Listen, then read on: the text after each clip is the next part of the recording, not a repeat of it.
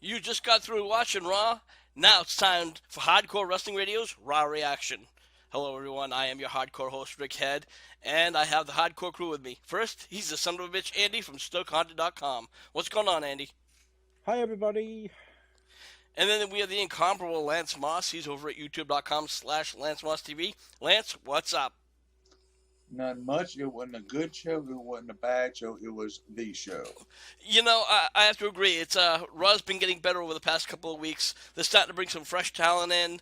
Some new storylines are finally starting to take shape.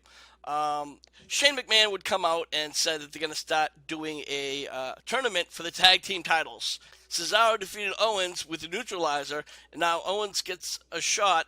Cesaro gets a shot at the Miz for the IC title. Andy, what the hell? After that, we saw Dr. Phil come on and tell Shawn about stop riding Ric Flair's coattails. What's your thoughts on that? He's been listening to too many of our shows because he basically voiced what we've been saying for the last 4 months. Yeah, and Lance, it's pretty much, I couldn't have said it better. It's the fact that, if you ask me, I think it's the other way around. I think Rick is pretty much standing in Charlotte's spotlight. So do we see maybe a split between them coming, or is you think they were just doing that just for the guests?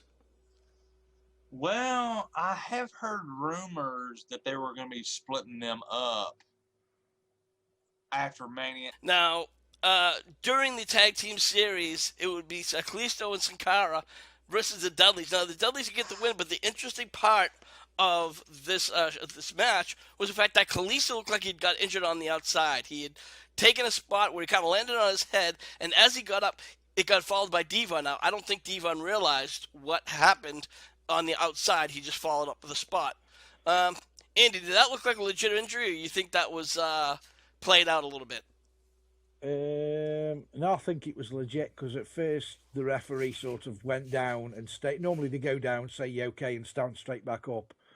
He stayed down, and then I think if it had been a kayfabe injury, a non-real injury, for those that don't know, I think Devon, when he jumped off the ring apron, just would have laid the boot in, but he sort of looked at him, looked at the ref, looked at him and thought, no, this is legit, and he just walked off. Normally, I think he'd have done something, but he knew something wasn't right. Yeah. Now, we saw the debut of Karl Anderson and Doc Gallows, and people have been talking about this. We've been hearing all the rumors, and finally, we have another tag team that's coming up. Lance, a lot of tag teams, a lot of indie guys really coming into the WWE. Yeah, and it's like I've said many times, this ain't the reality era. This ain't the PG era. This is the independent era. Well, Andy, they have been doing their spin-off on NXT called the Balor Club with Finn Balor.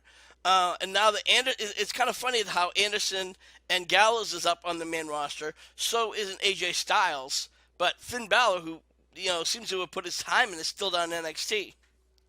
Yeah, the thing that worries me, and it's not a bad thing, don't get me wrong.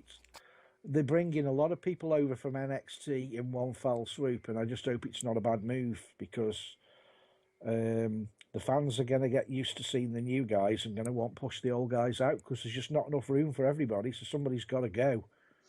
And who's going to go? And I think it's the older guys. And at the moment, people like Chris Jericho and John Cena and all the others are the guys that are carrying the show still. I think with all this new talent coming up, they're starting to turn the page, and I hope that's really the case.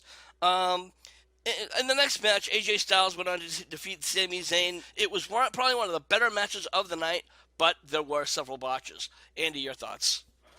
Personally, I don't think they should have put that stipulation in and had Sami Zayn to win, being as they're trying to push him, because so far he needs a good win against AJ Styles. He needs a win against a good headlining star, and that would have been his ideal thing. Now, Lance, I know we're kind of predicting this a little bit ahead of time, but AJ Styles, do we really see him winning the title, or you think this is just kind of giving him a little bit of a spotlight, or dangling the carrot, so to speak? My heart says yes, but my mind says no. Moving on now, Chris Jericho had his usual highlight reel. Chris Jericho wanted to have an interview with himself, of all people. Now during the match, during the segment, Ambrose comes down with a big poster, puts a poster of the Ambrose Asylum up over the highlight reel camera, or the little TV thing. I can't think right now. Don't mind me, I'm stoned. And I guess he got from official word from Shane McMahon that is now called the Ambrose Asylum. And Andy, this is probably one of the best segments of the night, if not, one of the top contenders. I dare bet that was written by Chris Jericho as well. I've just got an audible feeling it just screamed of Chris Jericho's sense of humour. I think it was pulled off really well. The only thing that I found a bit strange, now the WWE had put that cardboard cutout thing over the Jerrytron 2000, whatever they call it these days. But there was a guy in the audience with almost the identical poster, and how could he have known? So there's got to be some planted posters as per usual from the WWE. That was a bit too obvious, I thought. Well, I think the reason why they, obviously they put a lot of plants for posters in, or they probably have people come in with posters they don't want to see and say, you can't have that one, so they switch it off.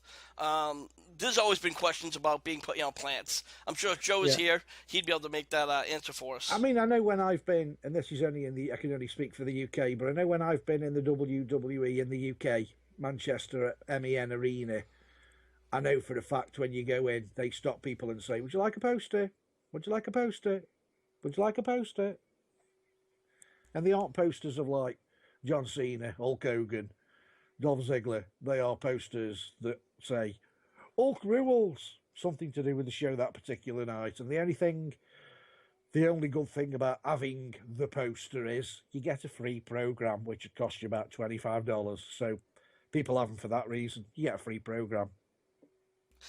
Now, earlier in the night, Roman Reigns was down in the ring and pretty much just talking about how he was the guy. That seems to be his new catchphrase. I'm not a bad guy. I'm not a good guy. I'm just the guy. And who comes out but the League of Nations? Reigns invites him down for a fight. Says, hey, come on down. I'll beat all your asses. And who comes out but the Wyatts? And over the past couple of weeks, Andy, we have seen the Wyatts and the League of Nations kind of start to feud. So we're wondering if there's a turn there coming up. People keep saying the Wyatts again become phase. They phase. To my opinion, they're already phases. Because if the crowd cheer for you, you're a face. And it's fair enough. I mean, we can't really say that because we've seen, John Cena's had that same situation where he gets booed, he gets cheered, and yet he continues to keep the babyface regardless. But I don't think. I mean, we've had this. I don't think John Cena's been a babyface now for the last 3 years. He's the best heel in the business. When he comes out, everybody agrees.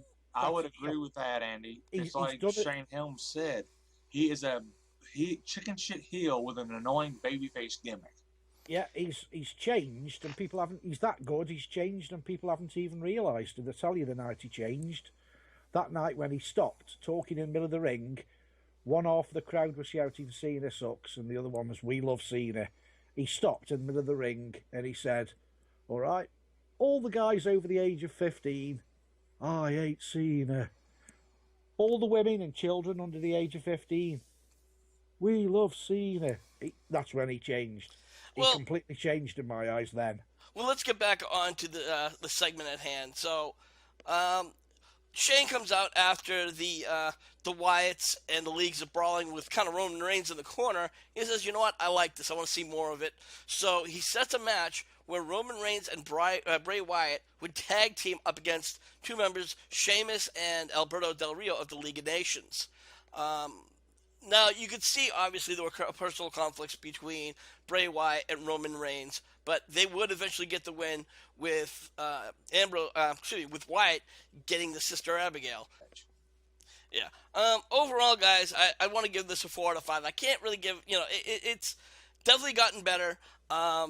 Definitely like I said, one of the best segments of the night was the highlight reel, or Ambrose hijacks the highlight reel. So, definitely one of the best spots of the night. Andy, over to you. Yeah, I think I'd go the same. A 3.5 to 4. I just hope, because it is now. Last week was an exceptional show. This week was mediocre, better than has been for the last 6-7 months, but it's getting back to what Raw used to be, which is not brilliant. I just hope they're not gonna have it go back to its usual shit self and blame Shane for it and say, look, Shane tried, he kept it running for 2 weeks, look where we are now, back to square one. I hope they're not going to put the blame on Shane, but this week wasn't as good as last, nowhere near. All right, and Lance, over to you. Your score and final thoughts. Score, I give it a like you said, 4 out of 5. Honestly, there's one segment we forgot that was my favorite segment. It's the golden truth segment where Dr. Phil just looks at them two and just goes, "Fuck this," basically. Yeah, that was a definitely great spot. But you know what, guys, we're going to wrap this up, and we want to thank you all for listening. Please, if you like the show, put your comments below, and of course, subscribe to us over at HWO Show on YouTube.com. I am your hardcore host. And first, I'd like to thank Andy. He's the son of a bitch. Andy, what you got going on? Where can people find you? Yeah, you can find me at www.stokehaunted.com, and there you can find me Wikipedia pages, Facebook pages, everything else. This Friday, yes, it's Friday again instead of Saturday, I'm at a old Victorian theatre, and then on the 28th of May, for the first time ever, I'm doing an investigation in a windmill.